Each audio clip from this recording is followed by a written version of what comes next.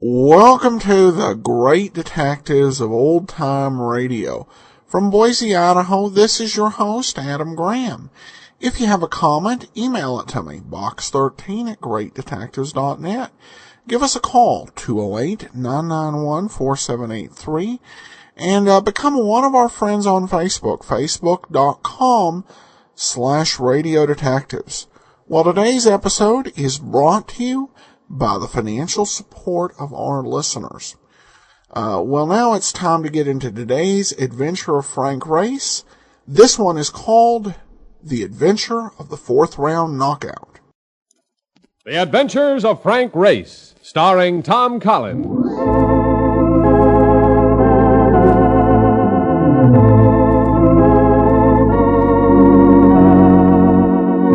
The war changed many things, the face of the earth and the people on it.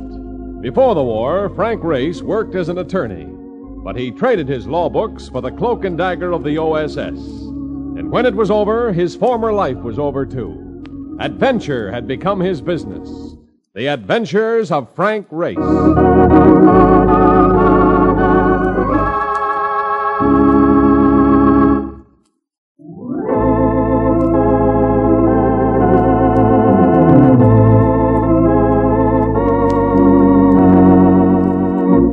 We join Frank Race for the adventure of the fourth round knockout.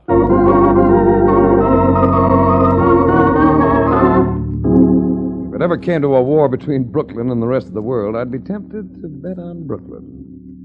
Whatever they go for there, they go for with spirit, whether it be the Dodgers or boxing matches in one of the small local clubs. Mark Donovan, a native son, had dragged me over to one of the clubs to see a young heavyweight on the way up the ladder. I bet you never expected to see a fight like this, Race, huh? Look at him there in the corner, fresh as a daisy. Go on, kill him this round, Freddie, kill him! And that boy of yours is a rough customer. Freddie? Sure. Used to be a longshoreman before Mike Lang picked him up. Mike used to push a cab before he became a fight manager. Well, I'll admit I never saw a fight like this one before. Tell me, Marcus, haven't they ever heard of the Marcus of Queensbury? No. Who's he? I'll tell you later. This is station WBKL, the voice of Brooklyn, coming to you from the ringside of the Red Hook Stadium. Fourth round of the main event between Freddie Natchez and Joe Kenny. Freddie has had things all his own way tonight. He's moving into the center of the ring, and Kenny's backpedaling. Oh, Freddie moved in fast and caught Kenny with a straight left jab. Kenny is back on the ropes, and Freddie's pounding him with rights and lefts. On into La Panza, Freddie! To La Panza! Kenny twists away. He's mighty tired, though. Freddie's shuffling after him. He intends to finish it in this round. And another right and left to Kenny's midsection and a left to the side of the head. Freddie's had that right hand cocked. He's looking for a Sunday punch opening, and there... Oh, Kenny ducked away and flicked the light left into Freddie's face. Didn't seem much of a punch, but Freddie's backing up a little. He's falling. Freddie Natchez is down. The referee's counting. 5, 6. Hey, what a palover. Come on, get up, you bum. Take it easy, Mark. Hey, throw the fight. Who's he kidding? Let's get out of here. I want to go back to the dressing room and see Mike Lang. Oh, boy, will he be sore.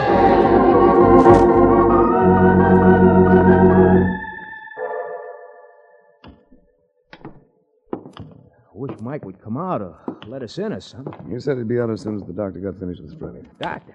What's that Palooka need a doctor for? He was hardly hit. Well, it didn't seem as though he was, but I don't know, Mark. It was a funny fall. Ah, that wasn't no fall. It was a dive. He went into the tank like Esther Williams at the... Oh. Hello, Mike. Tough break, fella. Yeah, Mark, yeah. That double-crossing... I like to go in and slug him myself, but... What's the matter, Mike? Oh, come on, don't take it so hard. He's dead, Mark. Freddie's dead. Dead? Well, it didn't seem like much of a punch, Mark. It wasn't. That isn't what killed him. He was poisoned. Poison? So the doc says. But I don't know. I don't know how. Who was around him before the fight? Nobody but me. I was the only one with him for the last 4 hours, right up until the time he climbed into the ring. Afraid I'm in a jam. Did Freddie have any enemies, Mike? Who doesn't? Well, I mean, is there anybody in particular who might have wanted him out of the way? Was there anything unusual about this fight? Well, there was a lot of betting, Race. Too much for a small club bout. It means that somebody might have made a big killing. Yeah, but who? Wasn't one of the big plungers. Most of them bet on my boy. Any particular gambler around here goes for nothing but sure things? Oh, yeah, Benny Slott, but he's clear on this one. I saw him bet $1,000 on Freddie just last night. Race, I know you get big dough for your work, and I ain't got that kind of money, but... You're a friend of Mark's, that's good enough. Oh, what are we going to do, Race? Well, let's look up the sure thing boy, Benny Slott. You know where he lives? Yeah, sure. He's got kind of a mansion up in the hills off Grand Central Parkway. Ravine Road. You better drive me up there.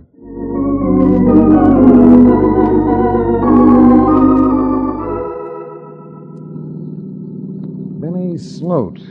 I seem to connect that name with recent headlines, Mark. Yeah. He got a big splash, something about fixing a favorite at the track. The horse lost, and they say Benny raked in 100 G's. Oh, here's Ravine Road. No. Better lock the door on your side, Race. Lock it? Why? Pretty narrow road, a lot of sharp turns. Yeah, I see what you mean. Yeah, I know the road pretty good, though. Used to drive Benny around a lot before he got that foreign guy so nuts about. Canary yellow job. Sounds like it makes gambling pay well. Oh, brother, you can say that again. Hey, turn my rear vision mirror up, will you? Right. That okay? Yeah. The guy behind us has his brights and a spotlight going to a blinding me. Perfect vision's mandatory on this run. The man in the spotlight seems anxious to pass us. He can't. Too narrow, too many cars. I'll let him by when we come to the straightaway road. He isn't waiting, Mark. He's coming around us. Hey, look out! Just screwball! Look out! I'm gonna get that guy, Race. Yeah. I'd say a few words to him myself. Be able to follow his taillight as soon as we make up some ground. We're making it fast. There's the light now. Yeah, we're getting Curb sign there. Let's see it. There's the car. Good. I'm gonna push right in this baby's tail until he stops. Light's deceptive, Mark, but that car seems to be bright yellow. Hey, it is. That must be Benny Sloat's job I told you about. It seems to be slowing down. Yeah, he knows we're tailing him. Probably scared stiff. He's stopping. And so are we. Brother, here's where I read the riot act to this character. Well, I'd like to add a few words of my own. Oh, yellow rat. Ain't even getting out of his car. Well, probably wants to hear what we have to say first. That's pretty dangerous driving you did back there, friend. What was your hurry? Yeah, Benny, what's the idea? You want to kill somebody with a... Never mind, Mark. Never mind, when a guy Oh. I guess we have nothing to say to Benny Slott after all. Yeah, but Race, we followed this guy over a winding road doing better than 60. We were less than 30 feet behind him. He's alone in a car. I know all that, Mark, but just the same, Benny Slott's dead.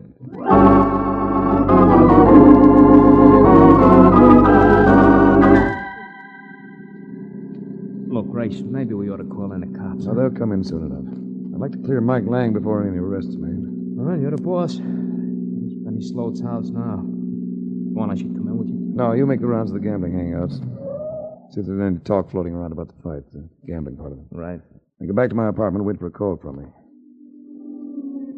Mark drove off, and I studied the exterior of the house that Sure Things built. It was in excellent taste, plenty of glass and brick, much bigger than it seemed at first glance. I decided to see if the interior matched.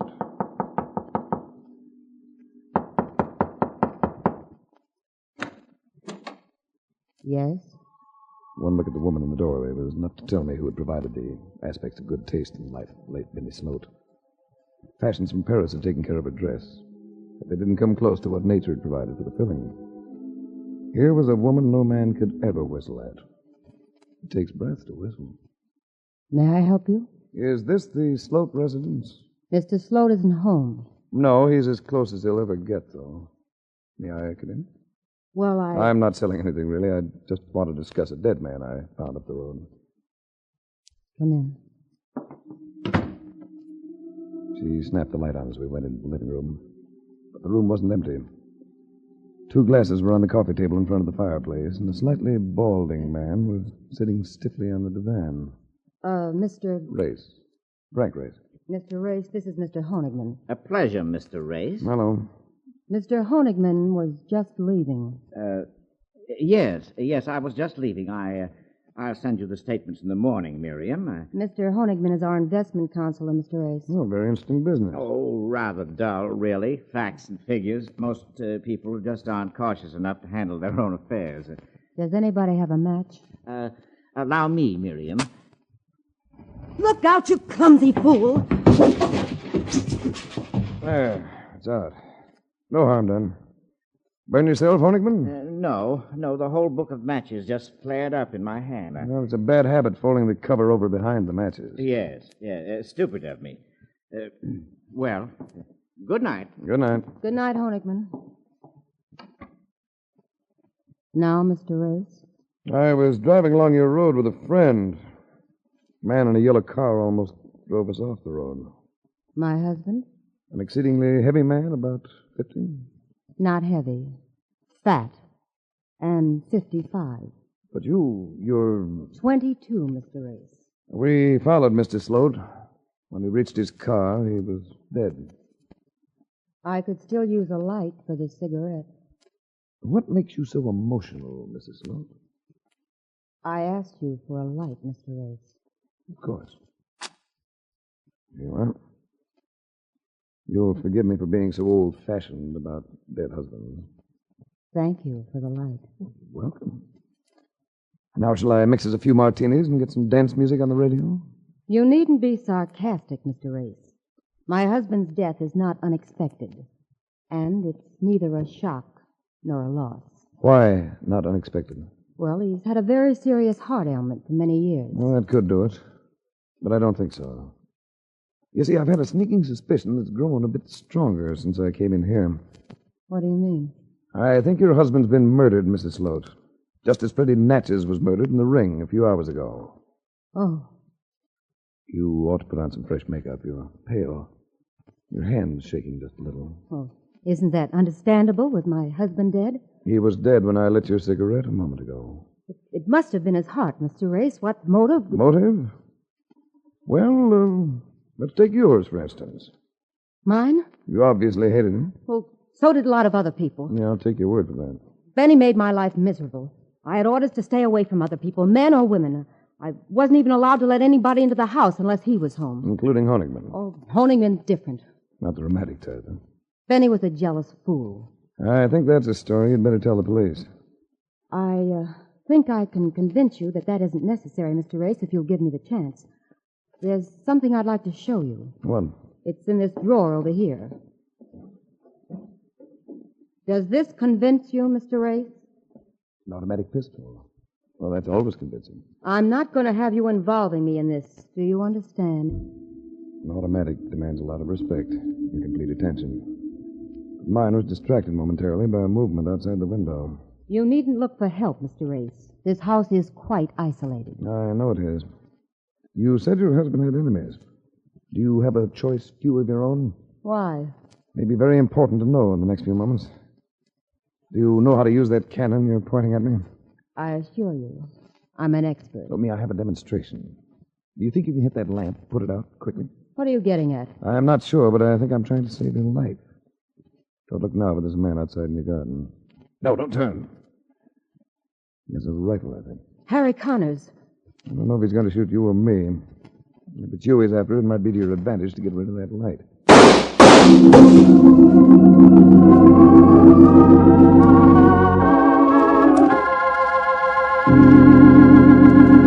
We'll return to the adventures of Frank Race in just about 1 minute.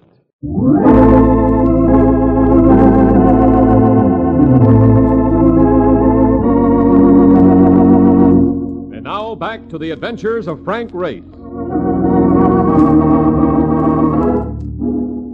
Miriam Slott fired a split second before the man outside the window had let go with his rifle. And I dived to the first sound, dropping her to the floor behind the divan and away from the window. We found each other in the dark. You all right? Yes. That was a good shot. Crawl over behind the sofa. What are you going to do? Wait. Until your Harry Connors comes in and see if he hit anything. That's him. You gamble on something. What? There's no point in risking a shooting match in the dark. Give me time to crawl part way to the door, then throw your gun at the window. All right. Graham? Graham? I hear you in there. Answer me. Miriam! Well, nice work, Miriam. All right, turn on the light. He was going to kill me, wasn't he? He certainly didn't come courting you, young widow. I suppose you tell me who Harry Connors is. Because he's coming to it and may get very busy around here again. Harry and I were engaged before I married Benny. He introduced us. How did he come to know Slott? Harry used to make bets for Benny when Benny didn't want other people to know his money was up. When was the last time? Just before Benny and I were married, 3 months ago.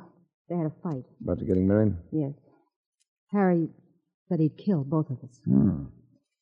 Well, he's ought to keep half his promise. Or maybe finish the last half. You pardon me while I ruin your draperies. What are you going to do? Tie a friend Harry up, tuck him away in a closet for a while we enjoy a nice drive in the cool night air. Where are we going? To call my friend Mark Donovan. Pay a visit to a fighter named Joe Kenny who knocked Freddie Natchez out of this world.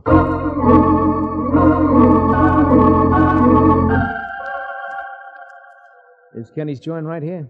Good. You and Mrs. Slott take a few turns around the block. I want to talk to Kenny alone. Right. Yell if you need me, huh?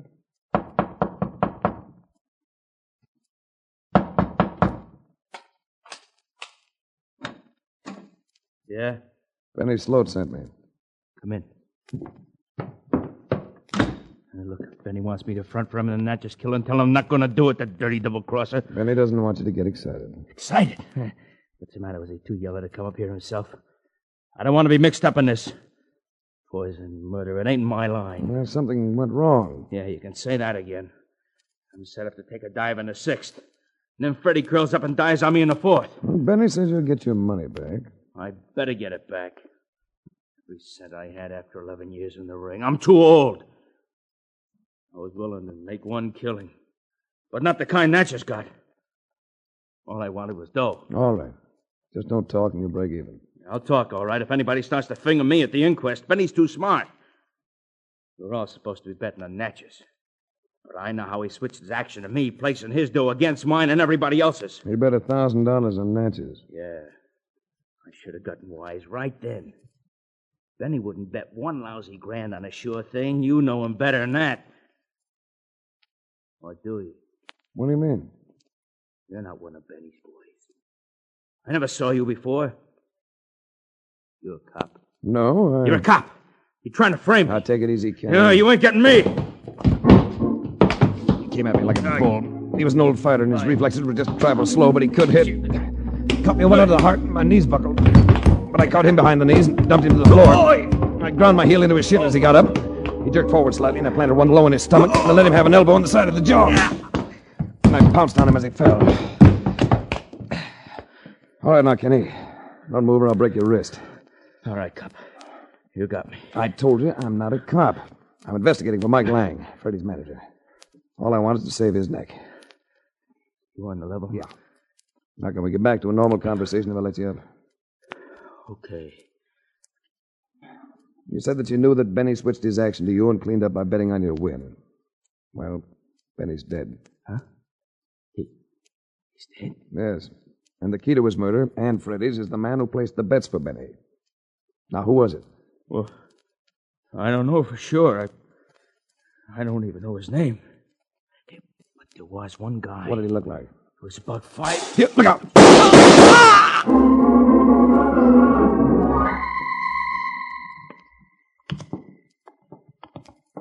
Did you get anything out of Joe Kenny, Race? Somebody shot him while I was talking to him.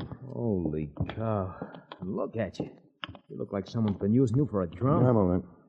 Where's Miriam Slott? Want to make a phone call at the all-night cafeteria on the corner, and so did I. We'd better find her. I want to run back to her house checkup on Harry Connors. Connors was the reason for my phone call. I thought I'd see what I could dig up about him. What'd you find out? Well, he was a betting commissioner for Benny Slott, see? But you know what he used to be? He used to be a pharmacist. Now, ain't that interesting? Since Natchez and probably Benny were poisoned, very interesting. Oh, there's a cafeteria. Well, I can see the phone booth through the window. It seemed to be empty. Wonder where she went. There she comes, from around the corner. Looking for me? Yes. Who did you call before? Bill Honigman. You met him at the house. Oh, yeah. I thought you might want to examine my husband's books or ask Honigman about his recent business dealings. Well, it might be a good idea. First, I think I'll call on Freddie Natchez' wife. Under the circumstances, I'm sure she won't be sleeping. Did Kenny give you any information? It's time for you to have another cigarette. Somebody shot him while I was talking to him.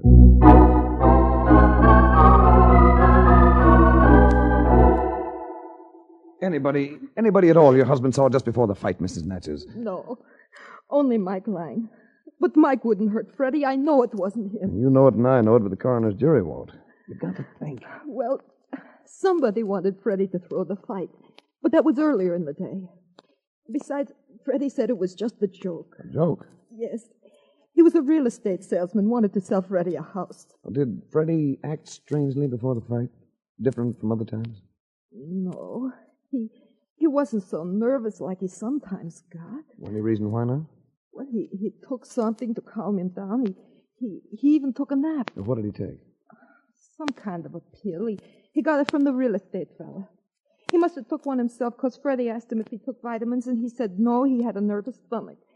And then he gave Freddie one of them and told him if he took it just a couple of hours before the fight, he'd feel fine. And it worked, huh? Yeah. It was fine when it left. Thanks. Thank you very much, Mrs. Natchez. Find them. Find who killed my Freddie.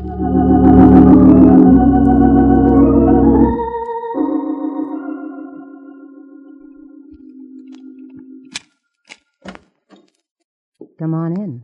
In a moment. You stay outside, Mark. But don't wait in the car. Stand over there in the bushes.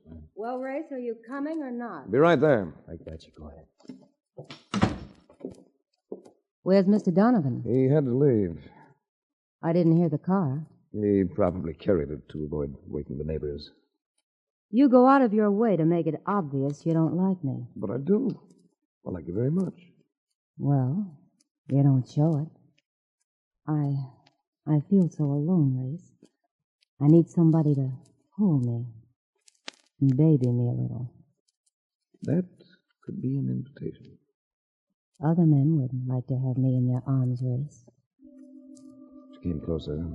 I reached for her. For a crowded city on a desert island, she'd have been the perfect companion. There'll be more for us, won't there, Race? We'll meet again, won't we? Away from all this. Of course we will. After Benny's funeral, we can meet nights at the cemetery and hold hands as we sit on his tombstone. You... Careful now, Miriam. There's a gentleman present. Honigman! I'm sorry. This is embarrassing. I got here and nobody was at home. I must have dozed off. Were you spying on me? No, I dozed off. Well, Mr. Honigman left evidence of his presence in the entry hall. His raincoat, hat, rubbers. I catch cold easily, Mr. Race. I know it must seem silly to you when there's no sign of a storm. Race, look. The closet. Harry must have... He's gone. I noticed that when we came in. Aren't you going after him? The police can pick him up later. Well, I hope he's innocent. I'd hate to see him... Still sentimental about Harry. That's nice. Even if you aren't engaged anymore. No, or maybe you will be again with Benny gone. Huh? You were engaged to Harry Connors? Yes, Honigman, didn't you know? She threw him over to marry Benny Slott. Of course, Benny was older and fat, but he did have money. Maybe she'll go back to Harry now. Yes. Maybe she will. Of course, she might marry somebody else with money, temporarily. Some fellow who might have made a big killing on a betting transaction. That's possible. I'm sure Mrs. Sloat's romances don't interest me. Mrs. Slott? Don't you mean Miriam? You're on better terms than that. Now, tell me, Mrs. Slott, wasn't Harry Connors your investment consultant before Honigman took over? Yes. Why? Because Connors used to place your husband's bets. And if Honigman took over the job, he's the one who placed Benny's bets for the fight last night. Are you accusing me of killing Slott? Yes, and Natchez. Then you're a fool, because whoever killed them also killed Joe Kenny. And I can prove I was in my hotel when Kenny was killed. Who told you Kenny was killed? Miriam told me when she called to ask me to come over here. Oh, that's too bad. Because I didn't tell Miriam until after she had called you. Honigman, you fool. Miriam, I didn't know. Fortunately, I didn't rely on you, Honigman. No, Mrs. Slott still has her automatic. Mm-hmm. And this time it won't be the light bulb I hit. Yeah, before you pull that trigger, Miriam, I might warn you. You're in for a deafening silence. I opened your purse and emptied the gun while we were driving back in the car. What? Why? Drop it! It was loaded. Oh, my arm. Honigman, you let him get away. Not far. Hold it, Junior. Hold it. I said, let go of me.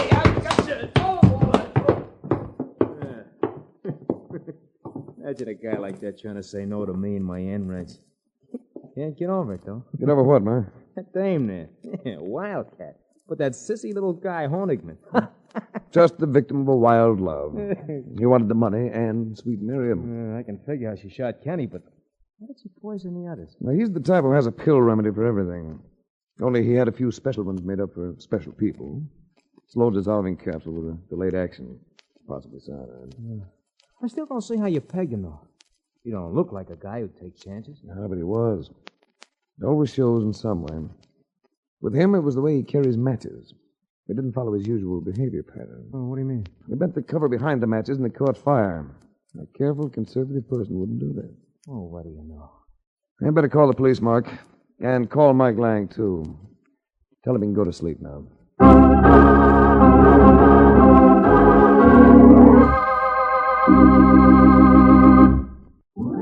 The Adventures of Frank Race, starring Tom Collins with Tony Barrett as Mark Donovan, comes to you from Hollywood. Others heard in tonight's cast were Florence Hallett, Frank Lovejoy, Tom Holland, Michael Ann Barrett, Jack Crucian, and Ted Von Eltz. This series is written and directed by Buckley Angel and Joel Murcott. The music is composed and played by Ivan Ditmars. Be sure to be with us again this time next week for another dramatic chapter in The Adventures of Frank Race. Art Gilmore speaking. This is a Bruce Ells production.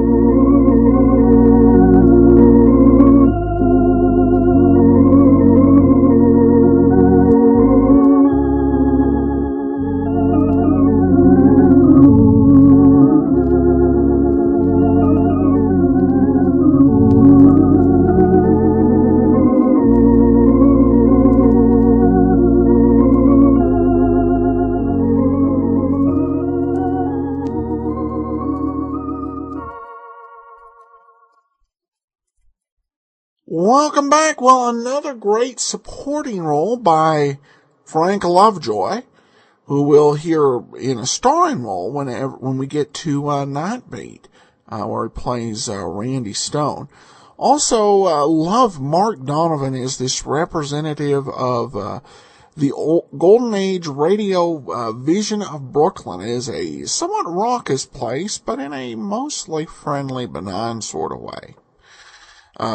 Well, that will actually do it for today. I want to remind you that coming up in about a month, we'll be premiering our 6th show. Every Saturday, we will have for you The Lineup, in which you will see the innocent, the guilty, the vagrant, the thief, and the murderer. So you want to be expecting The Lineup coming January 5th of 2013. Well, that will actually do it for today. Follow us on Twitter at Radio Detectives. Become one of our friends on Facebook, facebook.com/Radio Detectives. And take our listener survey, survey.greatdetectives.net. But from Boise, Idaho, this is your host, Adam Graham, signing off.